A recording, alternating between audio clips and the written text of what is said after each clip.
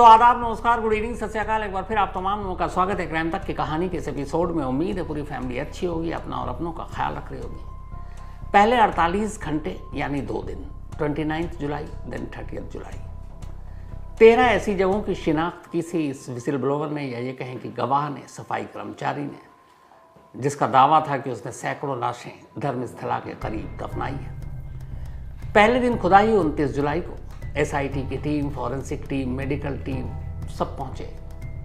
12 बजे से शाम 6 बजे तक खुदाई चलती रही। बड़ी बड़ी मशीनें वहां मौजूद थी। कोई कामयाबी हाथ नहीं रखी और हर कोई मौके पर मौजूद उस शिकायतकर्ता, गवाह या सफाई कर्मचारी का है, उसकी तरफ देख रहा है। कर्नाटक पुलिस के कुछ सोर्सेज हैं जिनसे मैंने बात की। पहला दिन बीता तो हर एक को यही था कि सब हवा हवाई है। नेक्स्ट डे 30 जुलाई की तारीख आती है। इसके बाद फिर से एसआईटी की टीम पहुंचती है लाव लश्कर के साथ। करीब 30 लोगों का पूरा जमावड़ा, जिसमें मजदूर भी शामिल है, कैमरा भी है, फॉरेंसिक टीम भी है, मेडिकल टीम भी है। और अब वो 2, 3, 4 और 5 और 6, 5 बल्कि साइट की खुदाई करते हैं। सुबह से शाम हो जाती है, कुछ नहीं मिलता। कोई लाश नहीं, कोई कंकाल नहीं, कोई हड्डियां नहीं। वो गवाह लगातार वहीं खड़ा हुआ है। जब भी नाकामी हाथ लगती लोग उसकी तरफ देखते, लेकिन वो फिर भी कहता कि नहीं, यहां थी लाशें। 2 दिन बीत गए। 2 दिनों में कुल 5 जगहों की खुदाई की गई, 15-15 फीट गहराई तक। नाकामी हाथ लगी। अब हर एक उस गवाह को लेकर शक में है कि पता नहीं ये कहां से आ गया, क्या कर रहा है, क्या कह रहा है। मिल तो कुछ नहीं रहा। और पहली किस्त में उसने 13 ऐसे जगहों को आइडेंटिफाई किया था जहां पर लाशें होने की बात बताई थी। 13 में से 5 जगहों की खुदाई पूरी हो गई, वापस गड्ढे भर दिए गए, अंदर से कुछ नहीं निकला। अब तीसरा दिन शुरू होता है, 31 जुलाई यानी आज की तारीख। सुबह सुबह एसआईटी की टीम अपने पूरे लाव लश्कर के साथ फिर से उसी ड्यूटी पर पहुंचती है। साइट नंबर 6, 1, 2, 3, 4, 5 की खुदाई हो चुकी थी। अब साइट नंबर 6 की खुदाई होनी थी। ये भी नेत्रावती नदी के किनारे, बिल्कुल ये तो नदी के किनारे जहाँ से जंगल की शुरुआत होती है, अगर आप तस्वीरें देखेंगे वहीं पर खुदाई शुरू हुई। फिर वो शिकायतकर्ता गवाह हर एक की नज़रों का एक तरह से शिकार बन रहा है। उसके इशारे पर मार्किंग पहले ही हो गई, खुदाई जारी है। चूँकि नदी का किनारा है, मिट्टी गीली है, इसलिए फॉरेंसिक टीम जो एक्सपर्ट थे उनका कहना था कि चाहे वक्त लगे, हम बड़ी मशीनों का इस्तेमाल नहीं करेंगे। जेसीबी या दूसरी मशीनें, अर्थ मूवर, उससे अगर इसके दावे के हिसाब से लाशें या कंकाल के अवशेष या हड्डियां मिली तो वो इतनी बुरी हालत में होंगी कि उन मशीन के दबाव से मशीनों के बहुत बर्बाद हो जाएंगी। तो इसलिए मजदूर और उनके हाथ में वही फावड़ा और बाकी छोटे छोटे औजार, उनसे खुदाई करो। वक्त लगेगा लेकिन उसी से करो। मजदूर लगे हुए। ऊपरी सतह की खुदाई के लिए ज़रूर जेसीबी मशीन का इस्तेमाल किया गया, लेकिन जैसे ही 2 फीट गहराई हुई उसके बाद से हाथों से खुदाई शुरू। लगभग दोपहर के 12 बजे का वक्त होगा। साइट नंबर 6 की खुदाई चल रही थी। मजदूर हाथों से कर रहे थे। फॉरेंसिक टीम गड्ढे के ऊपर से एक एक चीज़ को देख रही है। जो मिट्टी बाहर फेंकी जा रही है, उन मट्टों, जो मिट्टियाँ हैं, उसको भी छान कर देखा जा रहा है कि उसमें तो कुछ नहीं है। वीडियोग्राफी भी चल रही है। अचानक करीब 6 फीट की गहराई के बाद मजदूरों को किसी चीज़ के गड्ढे में होने का एहसास होता है। वो हाथ से उसे हटाते हैं। फॉरेंसिक टीम देखती है और पहली बार वहाँ मौजूद हर एक इंसान चौंक उठता है। वो इंसानी कंकाल के अवशेष थे, यानी हड्डियाँ थी, इंसानी हड्डियाँ। जैसे ही देखा, फौरन मजदूरों को कहा गया काम रोक दो, क्योंकि जो पहली खेप या पहला सबूत आता है उसकी भी हालत बहुत ख़राब थी उन हड्डियों की। अब ये था कि छोटे मोटे औजार या फावड़े से भी अगर उस पर चोट लगा तो वो शायद बर्बाद हो सकता है। फौरन इंस्ट्रक्शन आया कि सारे औजार को साइड रखो और हाथों से खुदाई करो। हाथों से खुदाई शुरू हुई और धीरे धीरे करके साइट नंबर 6 से इस ऑपरेशन के तीसरे दिन धर्मस्थला की जमीन ने कंकाल उगल दिया। कंकाल की शक्ल में इंसानी हड्डियां उगल थी। जैसी वो हड्डियां बाहर आई, पहली बार उस शिकायतकर्ता गवाह की तरफ हर एक ने देखा और उन्हें लगा कि नहीं, ये 3 दिन से हम सबको बेवकूफ़ नहीं बना रहा है, कुछ ना कुछ इसकी बातों में सच्चाई है। फॉरेंसिक टीम ने उन सारी जो कंकाल के अवशेष या हड्डियाँ थीं उन्हें बड़ी हिफाजत से अपने पास लिया, एक ख़ास बॉक्स में रखा और इसके बाद ये तय हुआ कि इस जगह के आसपास की भी खुदाई की जाएगी, वो भी हाथों से। उसके बाद आसपास की खुदाई का काम जारी था। वहाँ की मिट्टी के सैंपल भी लिए गए ताकि उससे जांच करके भी ये पता किया जा सके कि यहाँ और कितनी लाशें हैं। तो इस ऑपरेशन के तीसरे दिन 29 जुलाई को जो ऑपरेशन शुरू हुआ, ऑपरेशन धर्मस्थला में खुदाई का, पहले 2 दिन की नाकामी, 5 जगहों की खुदाई के बाद छठी जगह की खुदाई में पहली कामयाबी मिली और इसके साथ ही अब ये बात लगभग कुछ हद तक सही साबित हुआ कि ये शिकायतकर्ता सफाई कर्मचारी झूठ नहीं बोल रहा है, क्योंकि जिस जगह से ये इंसानी कंकाल के अवशेष मिले इस जगह को उसी ने आइडेंटिफाई किया था, उसी ने इसकी मार्किंग की थी और उसने बताया था ये साइट नंबर 6 है और साइट नंबर 6 के हिसाब से ये जो निकला है इसका मतलब है वो सच बोल रहा था। उसका कहना था, उसने हर एक जगह की लिस्ट दी थी, उसके हिसाब से साइट नंबर 6 के अंदर 2 लाशें दफनाई थी उसने। अभी जो हड्डियाँ मिली, 1 की है 2 की है तो फॉरेंसिक एक्सपर्ट पता करेंगे, लेकिन पहली बार तीसरे दिन इस खुदाई में इंसानी कंकाल के अवशेष इस ज़मीन ने उगल दिया और अब ये यहाँ से कहानी पता नहीं कहाँ जाएगी। फॉरेंसिक टीम उसे ले गई है, अब फॉरेंसिक टीम उसकी जांच करेगी। आगे की खुदाई में अभी कुल 13 पहली किश्त में जो मार्किंग की गई है, जो 13 जगहों की, वहाँ खुदाई होनी है। जो इसने लिस्ट दी है उस लिस्ट में मैंने आपको पहले भी बताया कि उसने बताया है कि कौन कौन सी जगहों पर कितनी लाशें उसने दफनाई है। उसने बाकायदा लाशों की गिनती भी बताई है और उसके हिसाब से पहले से लेकर 12 नंबर तक जो लाशें दफनाई गई हैं उनमें किसी में 2 हैं, किसी में 4 हैं, किसी में 6 हैं। लेकिन मास बरियल के तौर पर जो उसकी गिनती है, एक बार फिर आपको बता दूं, 13 जो उसने जगह बताई है उसके हिसाब से साइट नंबर 1, 2 और 3 में 2-2 लाशें हैं। इसके अलावा साइट नंबर 4 में 5 लाशें हैं, फिर बाकी में भी अलग अलग लाशें हैं, लेकिन साइट नंबर जो 13 है वहाँ सबसे ज़्यादा लाशें हैं क्योंकि वहाँ मास बरियल हुआ। अब कितनी ये गिनती नहीं पता, लेकिन मास बरियल मतलब दर्जनों से ज़्यादा। साइट नंबर 13 तक अभी पहुँचा नहीं गया है, अभी आज 6, 7, 8 तक कंप्लीट होगा। साइट नंबर 13 यहाँ आने के जहाँ मास बरियल हुआ है उसके बारे में यह है कि शायद वहाँ तक पहुँचने में 24 से 48 घंटे का और वक्त लगेगा। इस बीच में इस सबूत के हाथ आने के बाद जो नई चीज़ सामने आई है वो ये है कि सफाई कर्मचारी ने पहली किश्त में सिर्फ 13 जगहों की निशानदेही की है, लेकिन ये सिर्फ 13 नहीं है। टोटल जो उसने बताया है एसआईटी को पूछताछ में और उससे पहले एसपी को और फिर मजिस्ट्रेट के सामने उसने कहा है कि इस धर्मस्थला के करीब 50 से ज़्यादा ऐसी जगह हैं जहां उसने लाशें दफनाई हैं। और ये जो 50 जगह हैं ये आसपास में नहीं बल्कि ये पूरे 5 से 6 किलोमीटर के रेडियस में, यानी 5 से 6 किलोमीटर के दायरे में 50 से ज़्यादा ऐसी जगह हैं जहाँ इसने लाशें दफनाई हैं, जिनमें ज़्यादातर इसके हिसाब से महिलाओं और लड़कियों की हैं और उन महिलाओं और लड़कियों की जिनके साथ रेप किया गया और फिर उनका मर्डर किया गया और फिर उन्हें ठिकाने लगाने के लिए इस सफाई कर्मचारी का इस्तेमाल किया गया 1995 से 2014 तक।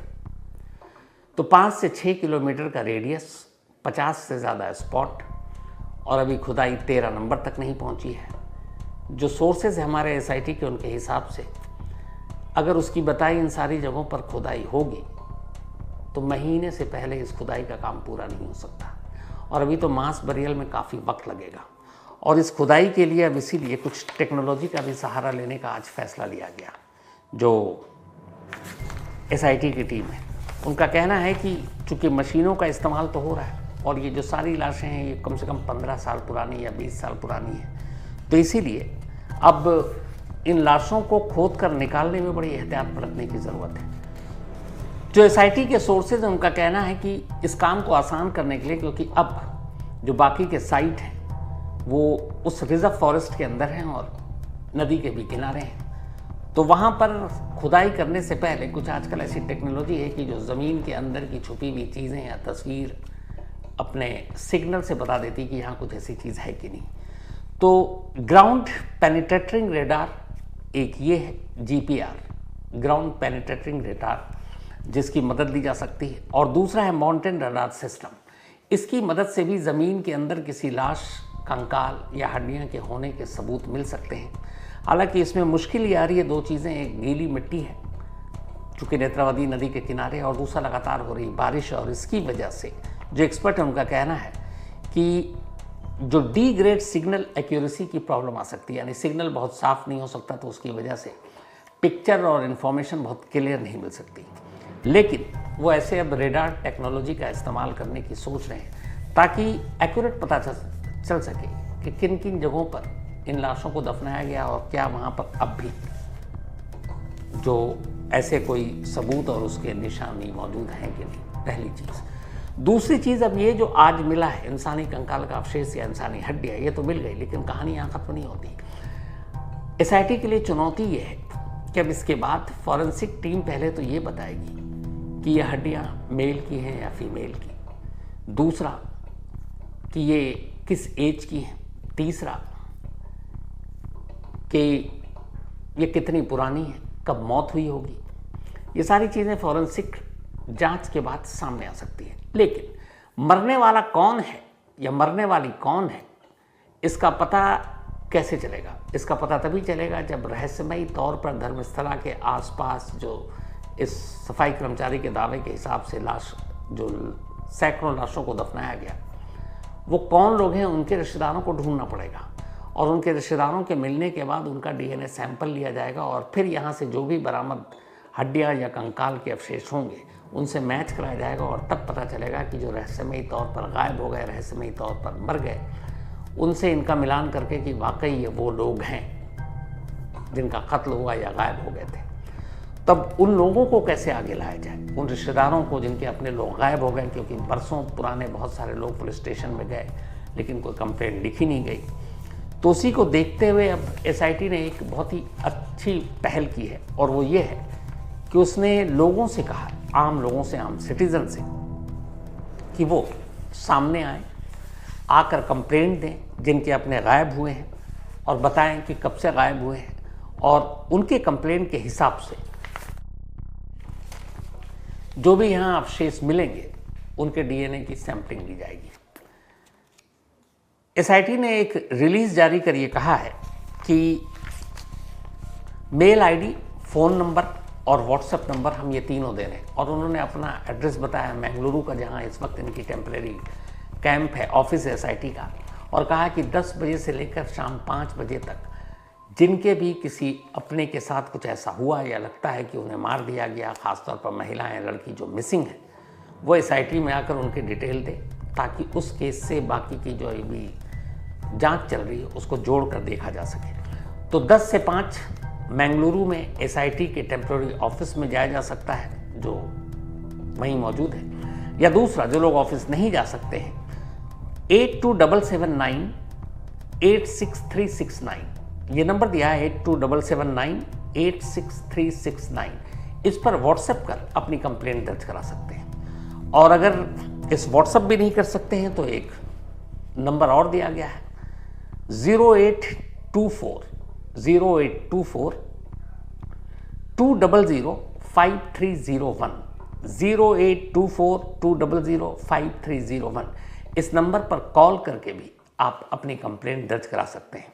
तो अगर आप व्हाट्सएप भी नहीं कर सकते, कॉल भी नहीं कर सकते, तो एक ईमेल आईडी भी दिया है एसआईटी ने कि इस ईमेल आईडी पर आप अपनी कंप्लेंट दर्ज करा सकते हैं। आपके अपने जो भी खोए या आपको लगता है उनको मार दिया गया और धर्मस्थला के इर्द गिर्द उन्हें दफना दिया गया है, तो वो भी आप जानकारी दे सकते हैं। और ये ईमेल आईडी है sitdps@ksp.gov.in sitdps@ksp.gov.in। तो इस पर आप मेल भी कर सकते हैं। तो ये तीनों चीज़ें दी गई हैं। अब एसआईटी ने आज जो बरामद किया है सबूत, पहली बार जो कंकाल के अवशेष उगले गए हैं, वो फॉरेंसिक टीम के हवाले कर दिया गया। अब फॉरेंसिक टीम सबसे पहले तो ये पता करेगी कि ये अवशेष कितने पुराने हैं, किसके हैं, मेल है, फीमेल है, और इसके बाद ही ये जांच आगे बढ़ेगी। तो अभी 13 साइट में से पहली बार आज तीसरे दिन पहली बार सबूत मिला, और इस सबूत के बाद बहुत सारे लोग दोनों चीज़ें सोच रहे थे कि क्या वाकई ये सफाई कर्मचारी सच बोल रहा है, जिसको लेकर 2 दिनों में बहुत सारे सवाल उठ गए थे। हालांकि जो वहाँ आरटीआई एक्टिविस्ट हैं या एनजीओ हैं जो धर्म इस्लाम में काम कर रहे हैं बरसों से इसी इशू को लेकर, उनका कहना है कि ये सफाई कर्मचारी जो भी कह रहा है 100 आने सच कह रहा है। उनका ये भी दावा, आज मैंने जब बात की, कि पहले 5 साइट्स में भी ऐसा नहीं है कि कुछ मिला नहीं। उनका दावा है कि पहले 5 साइट में भी बहुत सारी हड्डियाँ मिली हैं, लेकिन एसआईटी अभी खामोश है। एक बार उसकी जांच हो जाए और ये कंफर्म हो जाए कि वो इंसानी हड्डियाँ हैं या जानवरों की, तब वो बोलेंगे। लेकिन उनका दावा वहाँ से मिली है, जैसे लाल रंग का फटा हुआ ब्लाउज़ मिला है, एटीएम कार्ड मिले हैं, पैन कार्ड मिले हैं, और जिस कार्ड पे लक्ष्मी नाम की लड़की का नाम मिला था, कार्ड पे छपा हुआ, 2009 में उसकी डेथ हुई थी। और 2009 में डेथ होने के बाद जब बाद में पुलिस से आरटीआई के जरिए इन्फॉर्मेशन निकाली गई तो पता चला कि उस पुलिस स्टेशन में कोई रिकॉर्ड ही नहीं, सारे रिकॉर्ड गायब है। तो क्या ये वही लक्ष्मी? अगर वही लक्ष्मी है तो उस लक्ष्मी के फैमिली तो हैं, सामने भी है। तो जो भी अवशेष होंगे उस लक्ष्मी के परिवार के डीएनए सैंपल से भी उसको मैच किया जाएगा। और बाकी जो है एसआईटी ने खुद पहल की है, लोगों से अपील की है, जो भी शिकायत करता है वो डरे नहीं, सामने आए, ताकि इस जांच को कंक्लूजन तक पहुंचाया जा सके। लेकिन आज के सबूत मिलने के बाद मैं खुद ये सोच रहा हूँ कि अगर इस सफाई कर्मचारी की वाकई में ये जो दावा है, ये जो कंप्लेंट है, ये मजिस्ट्रेट के सामने 164 का बयान है, ये सब सच निकल गया तो आने वाले वक्त में क्या होगा, सोच कर ही डर लगता है कि इतने बड़े पैमाने पर, इतनी बड़ी तादाद में क्या वाकई धर्मस्थला में लाशें दफन हैं? और क्या वाकई उन सारे लोगों के रिश्तेदार, बाकी लोग सामने आएंगे? और ये जांच कहां तक जाएगी पता नहीं। तो अभी भी ये खुदाई का काम जारी है, कल भी जारी रहेगा, लेकिन अभी तक मास बरियल वाली जगहों को छुआ नहीं गया है।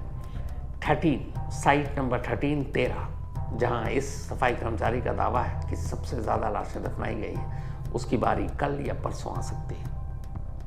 बारिश रुक रुक कर हो रही है, इसकी वजह से भी दिक्कत आ रही है। लेकिन एसआईटी के सोर्सेज का कहना है कि ये जो पहली किस्त में 13 साइट्स उसने बताए हैं, जिसकी निशानदेही की है, वो अगले 1-2 दिन में या मैक्सिमम 3 दिन में पूरा कर लिया जाएगा। हो सकता है साइट 13 जो मास बरियल बताया जा रहा है, उसका एरिया बहुत बड़ा होगा, उसमें कुछ वक्त लगे।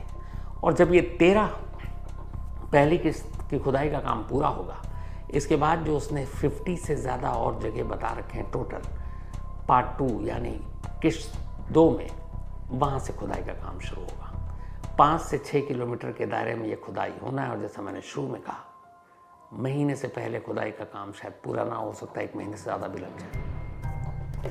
खैर, आज की कहानी में इतना ही, लेकिन कहानी ख़त्म करूँ उससे पहले वही अपना